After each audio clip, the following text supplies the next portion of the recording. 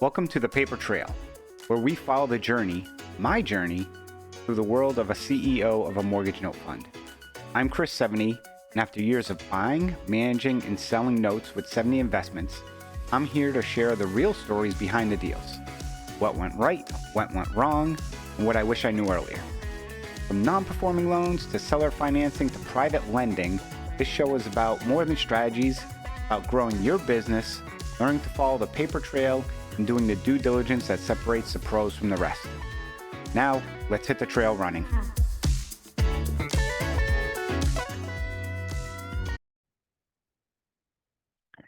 On this episode of the Paper Trail podcast, I have Kevin Bupp from Sunrise Capital Investors. Kevin has been in real estate for several decades and is heavily investing in mobile home parks and parking garages. And different take from our traditional recordings about talking about note investing. I wanted to have Kevin on because I wanted to talk about other investment opportunities out there that people might not be aware of.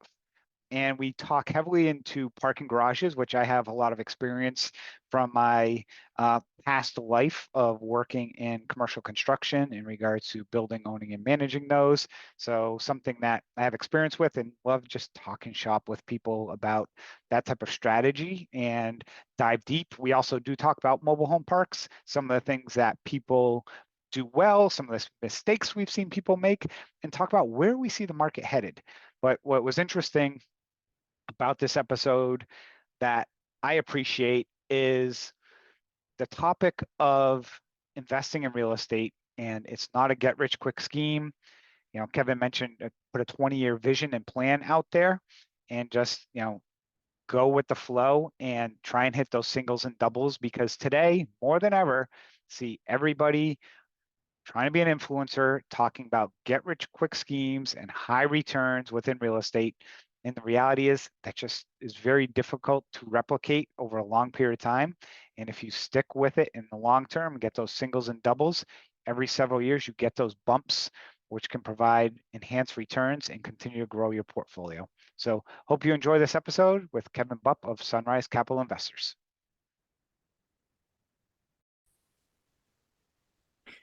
Hey, Kevin, how are you doing today?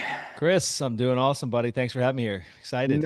No problem. It's great to have you on today, and let's just, dive right into it, and let's get people up to date on what type of deals are you working on today in this fun and illustrious real estate market?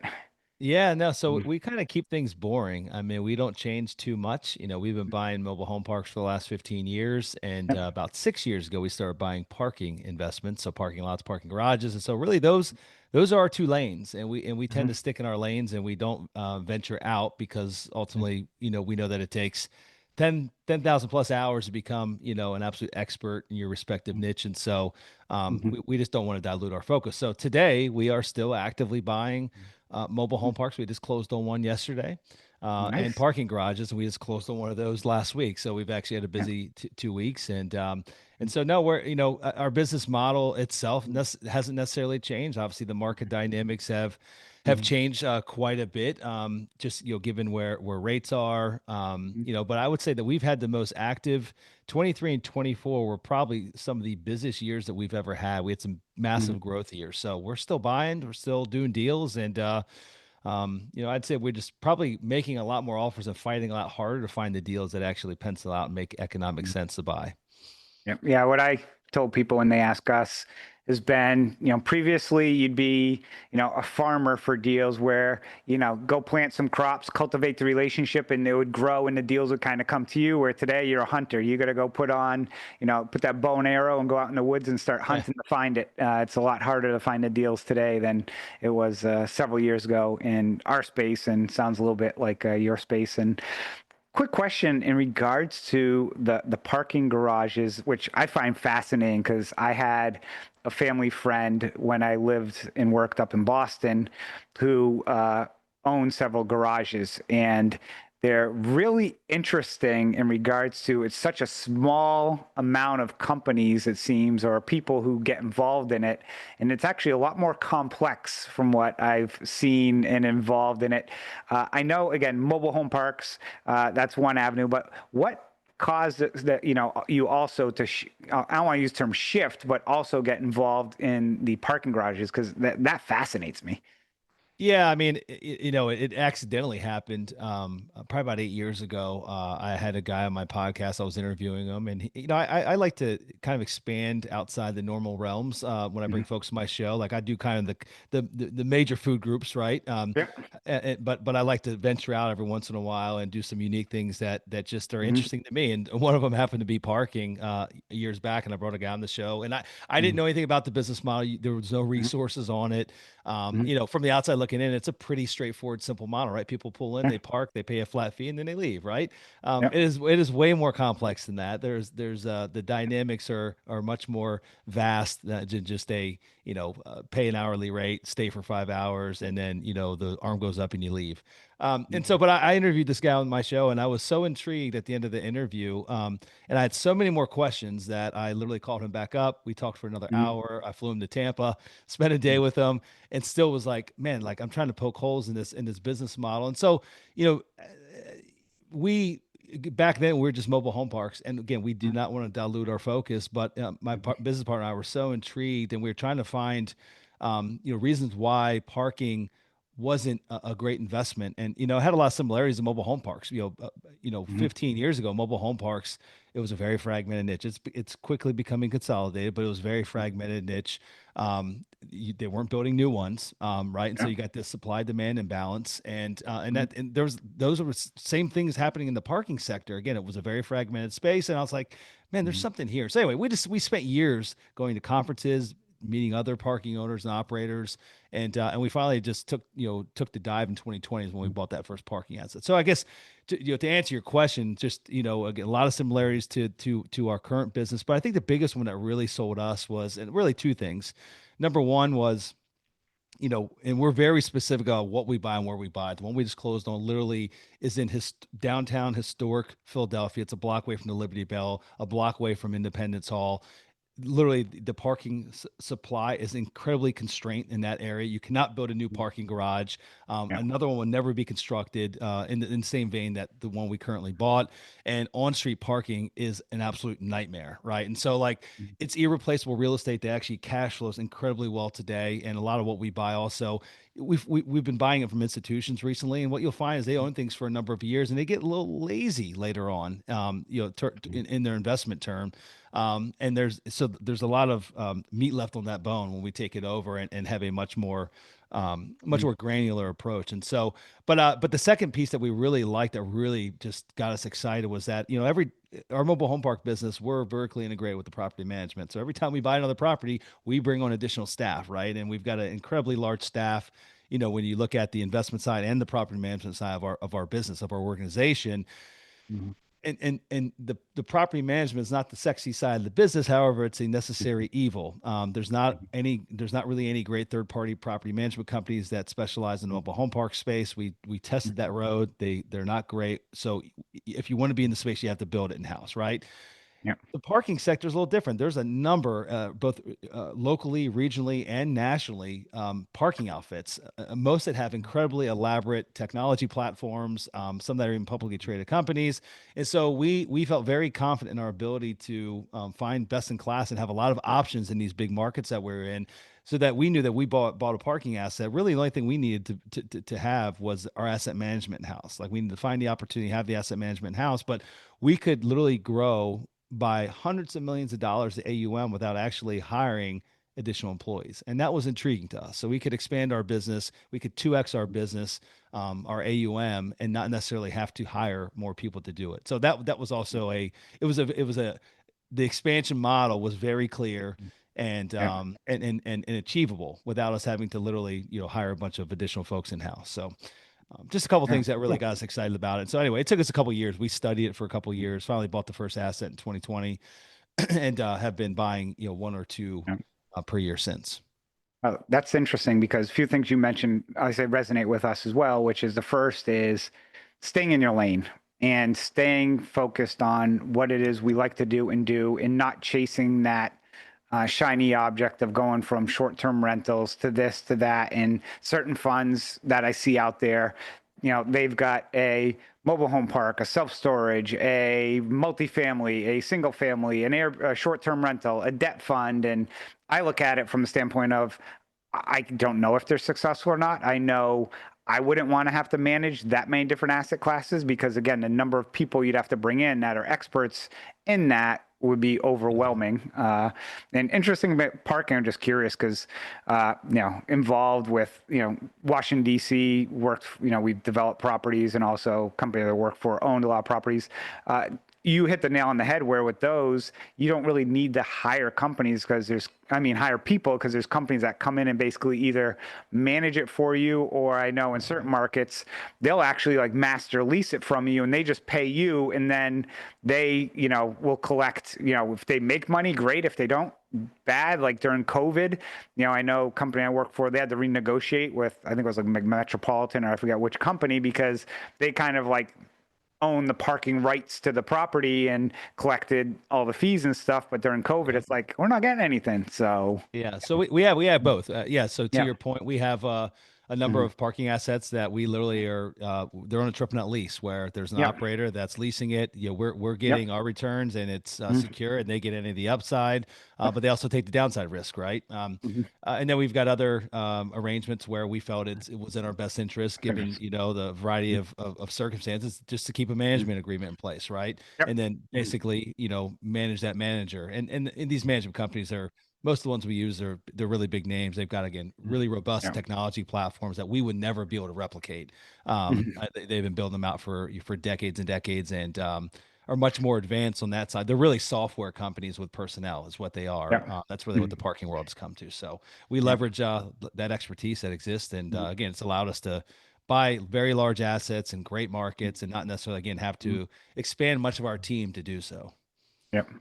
Now, I find again the parking interesting. Well, everyone thinks it sounds boring. It's like you're right. It's a software company where Yeah. it's very similar to I almost like flight data. They know historical data, how many people come in at what times, and every. I mean, it's amazing the amount of information that those companies have on their garages. I love boring businesses. Exactly. So when you're buying, mobile home parks and the parking, are you buying, value add, they stabilize, are they seriously distressed, or is it a mix of everything? So What do you think? yeah, we've done everything over the years. Mhm. Our last couple of funds, and I guess our current, I'll speak to our current fund. It's a growth and Mhm. income fund, and I would say if I had to bifurcate the two, Mhm. that the income portion is more related to that of the parking assets. I mean, they're throwing off Yep. cash flow day Mhm. one, and then there's still Mhm. some upside there, but these are Mhm. core plus assets, and Mhm. just some major markets throughout the country.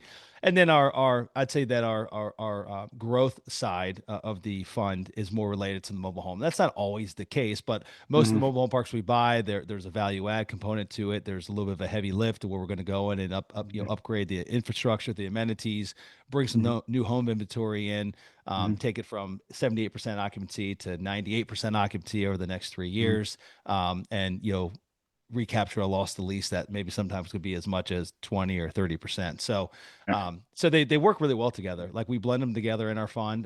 This is our Mhm. second fund where we've actually blended MH assets along with parking assets, and Okay. it's been a beautiful marriage. Yep. Are you doing 506C or 50, what's your We fund are. structure? Yep. We are. Okay. We've always done 506Cs, Mhm. and don't necessarily plan on changing anytime soon. Seems to work really Okay. well for us. Yep. No. Hey, again, goes back to sticking what works for you. That's So, right. I know some people in that space have done the 506Bs and stuff like that, but most people I know, prefer the 506C. So, Well, uh, and I never understood that. I never understood the one versus the other. I understand the nuance with each one, but mhm. the 506C, I guess the 506B, you can take more non-sophisticated investors, if I understand that right, but they've got to Yep. be, immediate relationships that you can't do any general solicitation. Correct.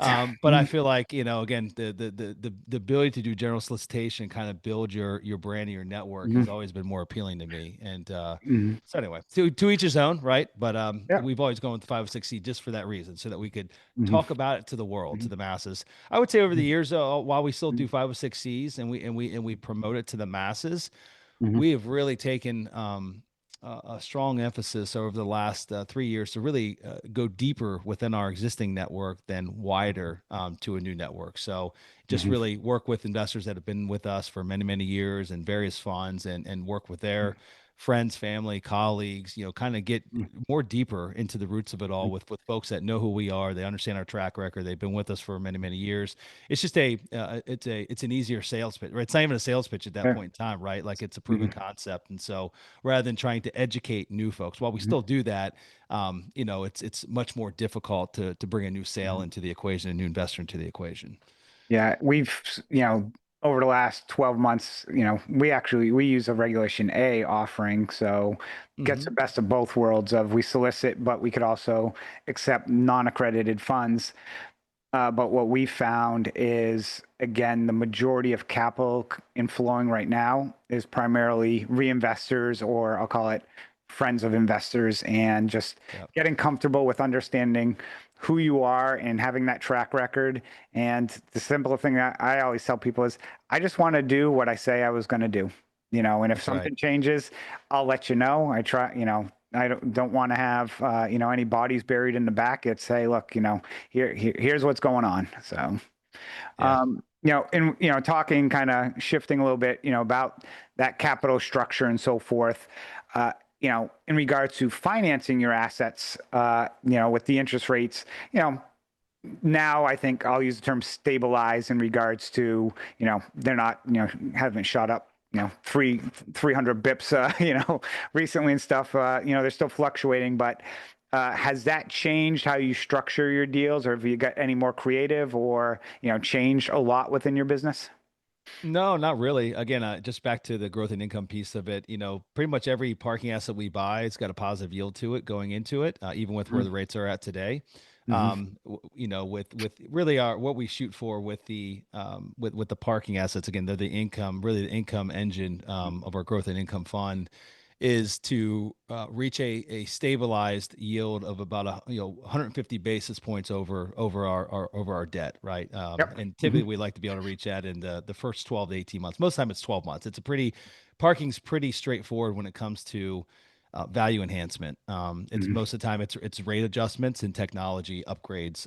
You'll drive Mm-hmm. a lot of that value enhancement, and then some of the additional kind of longer term value enhancement might be getting additional monthly contracts with big parking Mm-hmm. groups or local Mm-hmm. businesses and things like that in the region. But a lot of it's really just adjusting transient and monthly parking rates that are already in place, and Mm-hmm. upgrading technology to create more efficiencies in the ingress egress operations. So Yep. and then in the again kind of the back to the original point of the mobile home parks are really a lot of the growth strategy. So while we're still, there might be a few deals that we bought that had positive yield right from the get-go. However, I would say that the majority do not. They're, negative leverage, at least going into them, but they've got a significant loss to lease and our ability to within we like to look at a 1 to 2 year span to where we get to a positive yield as far as the business plan goes. And so and then right now we're only putting 5 year debt on everything that we're doing,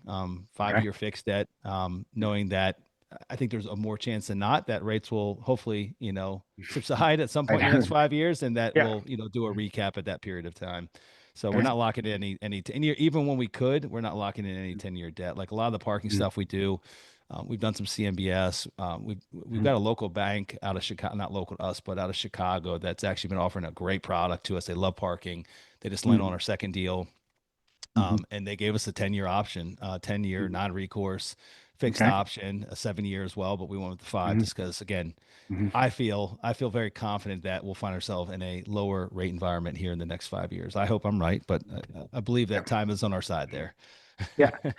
And the interesting thing, I also think with parking, again, like you mentioned, downtown Philly is there's more back to work, back to office. People, there's still people forget how long it takes for things to like filter through in real estate or just life in general. I mean, COVID's over 5 years old, which it just feels like yesterday for Yeah. some of us as well. And things starting to take effect. I'm curious. Just again, this is just my own knowledge. Yeah. In the parking space, like now in our area, for example, they have, special toll lanes that you can pay. And it's basically the pricing is based on usage. And I'm curious, like, oh, I wonder when parking garages are going to get to that point of, okay, like first, between these hours, like, okay, when they get the 50% occupancy, early bird rate, but once they hit like 90%, they, the pricing for the Yeah. day almost like adjusts as It they does. get, okay, they have It's that. already there. It's already Okay. there. Yeah. Yeah. Dynamic pricing based. Yeah. We know how many cars are in, how many cars Yeah. are out. We Mm, know the heightened times of day. We've got mm, special events already programmed into the mm, into the system. So when, mm, if we're near a major, sports mm. arena or a Yeah. music venue, something like that, we know when Mm, all that stuff's happening. And mm, we typically in those types of events, so we'll have outside of like normal day-to-day traffic, we'll have mm. an attendant there as well to help really Yeah. monitor. Like we're digitally Mm, monitoring. We've already got a mm, program, but like we can make adjustments on the fly as well. mhm, But you made a comment. I want to provide some clarity there. You made a comment about like folks getting back to work, this, that, and the other. And I would say the one mm, thing that's unique about what we buy is I do not have a lot of confidence as to what the long-term outlook is like for office, right? And there's certain markets where office has become it's resilient. Like there's been mm, a flight to quality. All the A-class stuff is like it's got high occupancy and it's doing great. But mhm, more speaking to the the older buildings that have got mhm. vacancy, they're functionally obsolescent, and they're great locations, but like it's just it's kind of like a race to the bottom, right? Like, Mhm, cutting rates. They don't have enough money to inject back into these properties. It's just a downward death spiral. And a lot of parking, a lot of it, not the stuff we buy, but a lot of it was originally built decades ago to support really office users. Like that was a mhm, big piece of it. It might have supported transient traffic and mhm, events, stadiums and arenas and things mhm, like that. But a big chunk of parkers that are in downtown areas were going to an office, right? They were visiting an yeah, office, working from an office. And so one of our, like we've got a buy box, and there's got to be a variety of demand drivers. It's got to be pretty diverse in nature. yeah, Transients, the most valuable of all of them. Folks that are mhm, coming because there's enough amenities and attractions in the local area, a variety of attractions and amenities in the local area that are attracting transient traffic, or it could be mhm, restaurants, bars, nightclubs, but typically a yeah, variety of things that are attracting transient mhm, people that are coming and going, on a mhm, hourly basis, on a day by day. Um, the second is sports arenas, events. Third be like government. Fourth is mhm, hotels. Over most mhm, hotels in urban core areas don't have enough yeah, parking. They use mhm, ancillary garages for their valet, and yep, there's contracts with them. And then the last one, if it exists at all, is office, and it's got to be the smallest of the entire stack of the demand drivers for us. If it makes up a majority of those demand drivers, it's a no go for us. I don't care if the location is great or not, 'cause I don't know how to fix the office problem. yep, And I can promise you, any parking we look at is nowhere near, at least the office parkers, is nowhere near what it was in a pre-COVID world. And I don't mhm, know when that's ever going to go back, if it ever will. And so I'm not mhm, the yep, genie that has the answer there. And so, like the mhm, office parking piece of it, the folks that are mhm, driving downtown to work in an office, is the smallest part of the demand mhm, stack for us. In fact, like the one in Philly, the interesting thing about that one, it's really unique in that 67% of the parkers mhm, in that parking garage are transient, which is great because mhm, it's literally in historic Philadelphia. I mean, there's so many attractions, and people come to visit year mhm, round, right? And so yeah. even if one of those attractions goes away, guess what? There's Mhm. multitude of others, Oh, right? Like there's no that. parking in Philly. My daughter goes to college No, there, it's and horrible. we It's go up to horrible. visit, and we end up usually, honestly, we take the train up. And because the Amtrak's 90-minute train ride, because to try and drive up there and then hit the track and park, and like for people that I know, just going there. And again, there's a lot of people going in and out for just multiple reasons into a city like Philadelphia. Well, here's the most amazing thing about parking as Mm, well, or not the most, but like one of the mm, other really encouraging things about it for us, and just the long-term tailwinds I feel like it has in its favor, is a lot of the major cities across the country. they've eliminated in fact, Houston was the most recent one. I think Houston or Dallas. I think it was Houston just a couple weeks ago. Most of the major cities across the country have eliminated the parking requirements for new developments. Mhm. Basically what used to happen is if you were a developer, you wanted to go build a office tower or a mixed Mhm. use tower or a multifamily condo tower, hotel, whatever it might be, for Yeah. every 1,000 square feet, you had to put in a certain amount of parking. They had a formula. Whether you said you needed it or not, guess what? The Didn't building matter. departments, like you Yep. got to put it in. And so you found a lot of cities found themselves back in like the 80s and 90s with excess supply of parking. They had too much of Mhm. it. It wasn't being used. Mhm. And it's not as good for the tax basis, like and the developer given the option, like they're going to build another 10 condo units versus that of like 20 parking Mhm. spaces, right? Yep. And so now what you find is major cities is the parking supply is shrinking, and it's shrinking fast. And any new Mhm. developments that have parking don't even necessarily have enough parking for what they're building. Like the developer gets to make the decision of how much parking he puts in, and most are making the choice to say, well, I'm putting 300 multifamily units, and while that might have required, Mhm. 280 parking units, I Mhm. believe that half my Mhm. folks actually, they'll figure out other means of transportation. So for that reason, I'm only going to put in 140 or whatever it is, right? And so Yep. it's just the Mhm. shrinking supply. It's happening in all these major markets across the country, and so it just creates a Mhm. good supply demand imbalance for us. For Yep. us to Oh have the yeah. one parking asset that can't Mhm. be rebuilt. We're buying things for below Mhm. replacement cost. You would not be able to Mhm. construct it today what we paid for it, nor would you be allowed in Yeah. those areas. So Mhm. Shifting a little bit over to, the mobile home park side, have you seen in that avenue any major, market shifts in that, or any major changes in that asset class over the last 2, 3 years? I know there's a lot of people getting involved in it, which we'll talk about, and the follow-up question, but I'm just curious if there's been any major, changes in that type of thing, or man, economic. the demand has remained incredibly strong. In fact, I am still baffled at deals that we miss on, that we make offers on, that get awarded to someone else. Even when we're like kind of trying to stretch to get there, and then Mhm. watching and seeing what they trade for. Like I'm still seeing things that are trading for sub five caps. Uh, Wow. Mhm. there's Mhm. I guess the one thing that's worked in our favor is Mhm. we were not overly aggressive in 2020, 2021, and leading into late 2022 before rates started taking their rise up. Mhm.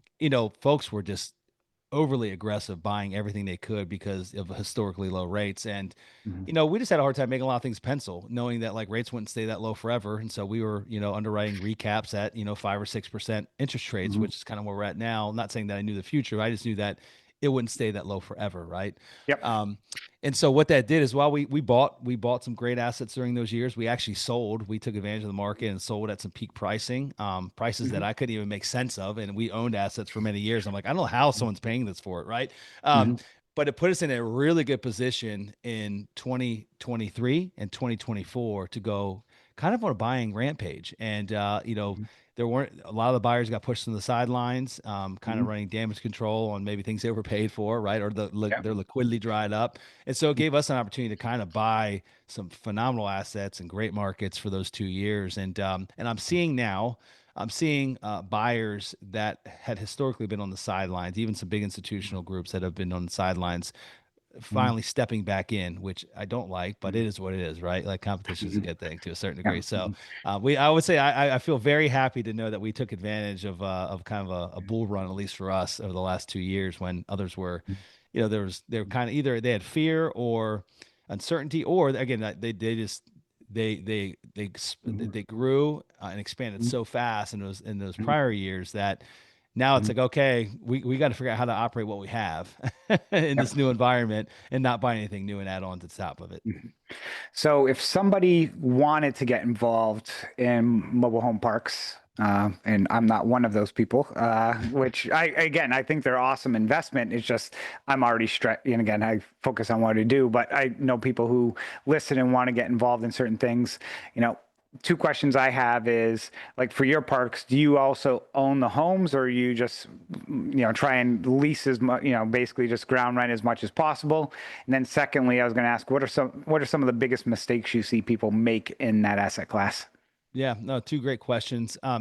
in a perfect world, Chris, we wouldn't own any of the homes because really, Mhm. to us, the business model, it's a land lease business model. We Yep. own the roads, the sewer Around. Yep. lines, the pads, all Mhm. that, and we basically lease it to the residents.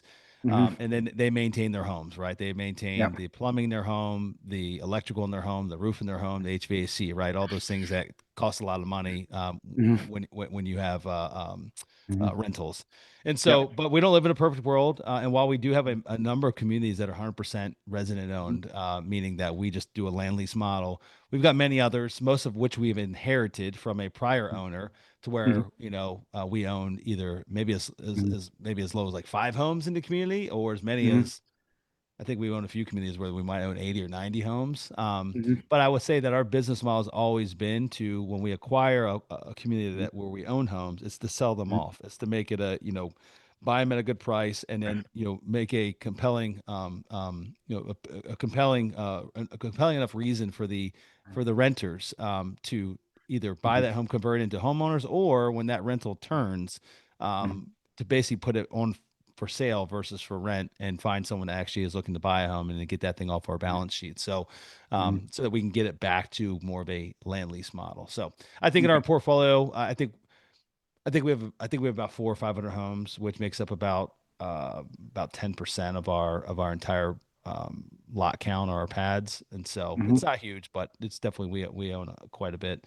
Um, the second piece of that, I'm sorry, I'm drawing a blank now. Your second Second, question. Oh, was biggest mistakes. mistakes. Yeah, mistakes you see Yeah. people Um, making getting into I would space. s- I would say just like, for folks that are buying stuff if they're new, the biggest mistakes are during due diligence, but where most folks can lose a lot of money on a deal is what you can't see below the ground, right? Just spending time and money and hiring Mhm. professionals to run due diligence on the infrastructure. A Mhm. lot of these parks were built 50, 60, Mhm. 70 years ago.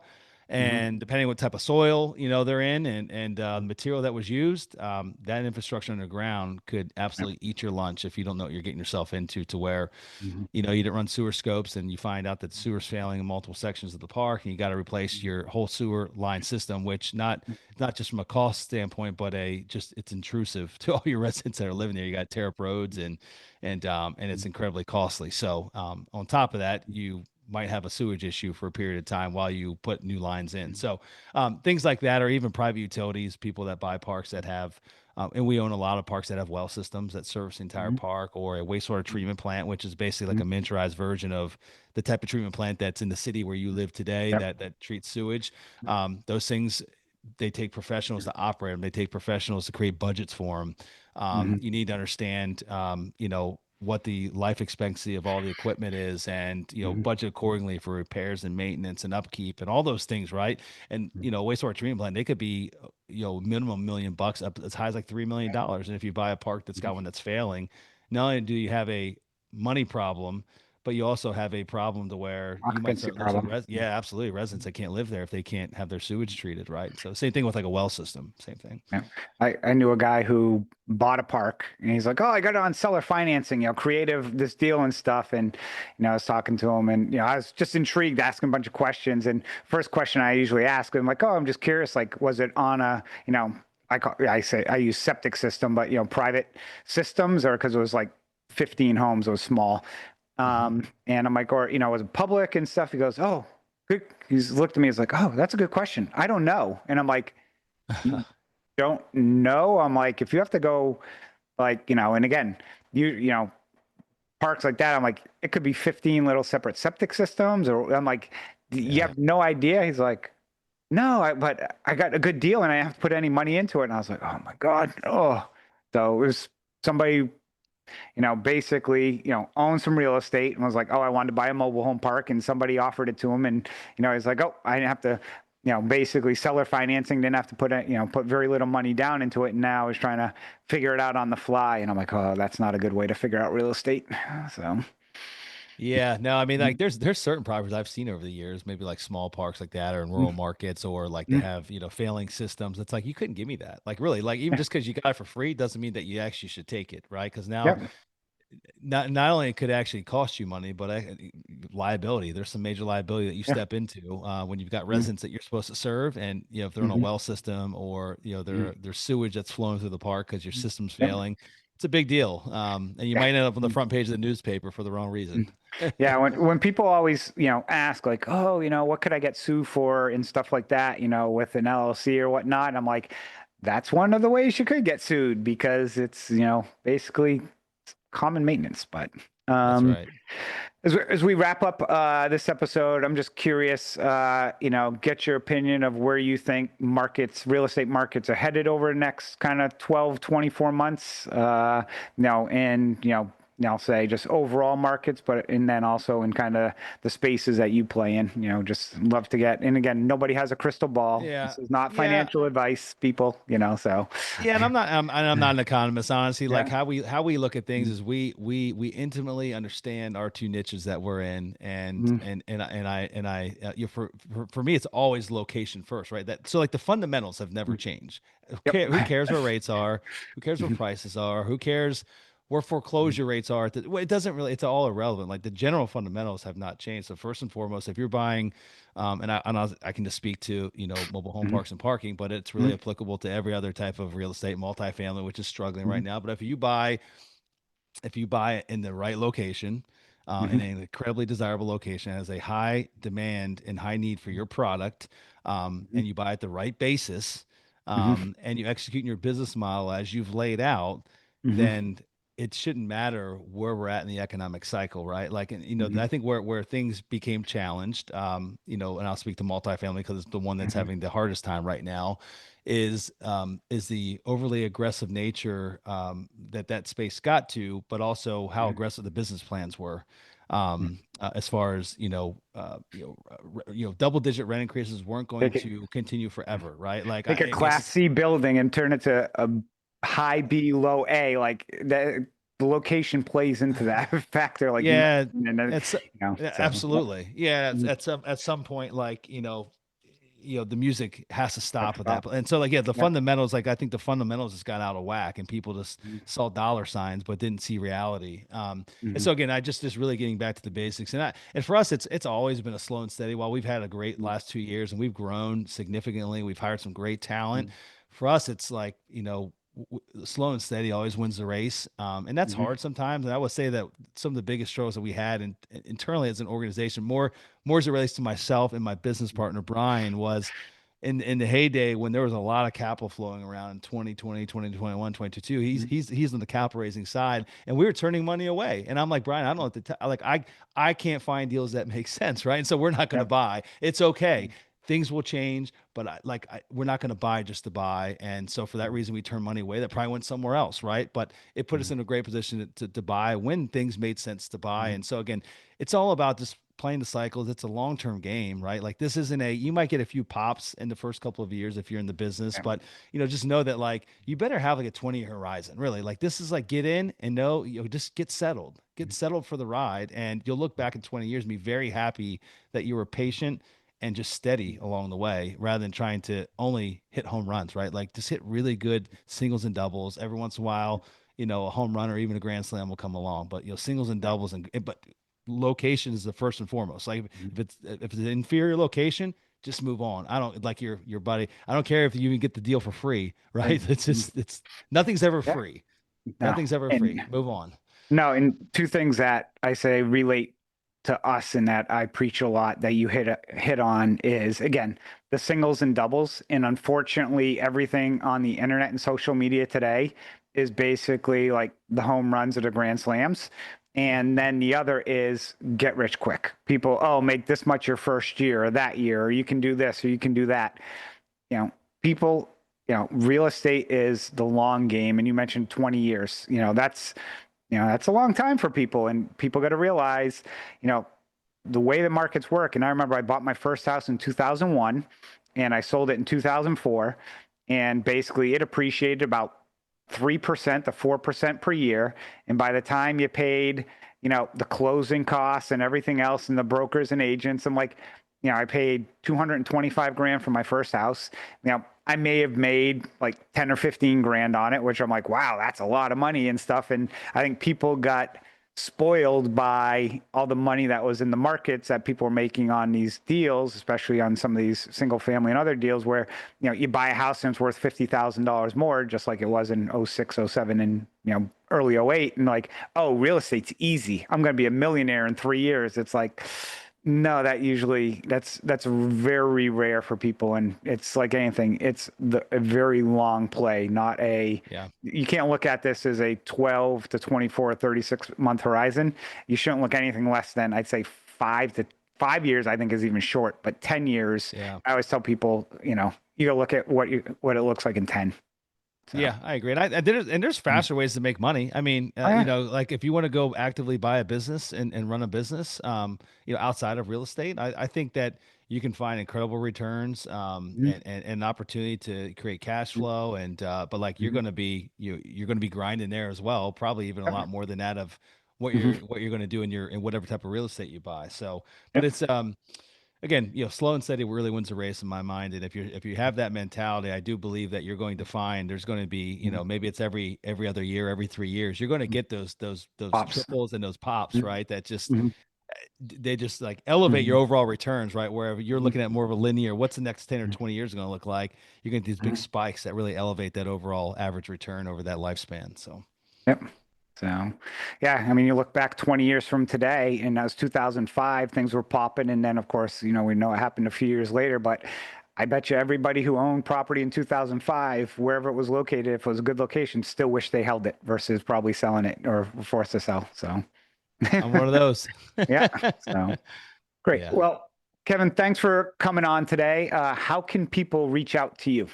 Yeah, no, I appreciate that, Chris. If you want to learn more about Sunrise Capital Investors, our group, you can go to investwithsunrise.com. We've got a lot of good resources there. We've got our current offerings up there. We got some webinars, but we also got case studies of deals that we currently own, deals that we've gone full cycle on. And then outside of that, I'm pretty active on LinkedIn and Instagram and a little bit on Facebook as well. But my name's unique enough to where just type in my first and last name, Kevin, last name Bupp, B-U-P-P, on any of those social platforms, and I should be the first one that comes up there. But I'd say LinkedIn of all of them I'm pretty active on, but you can reach out to me through any of those platforms as well and get a response.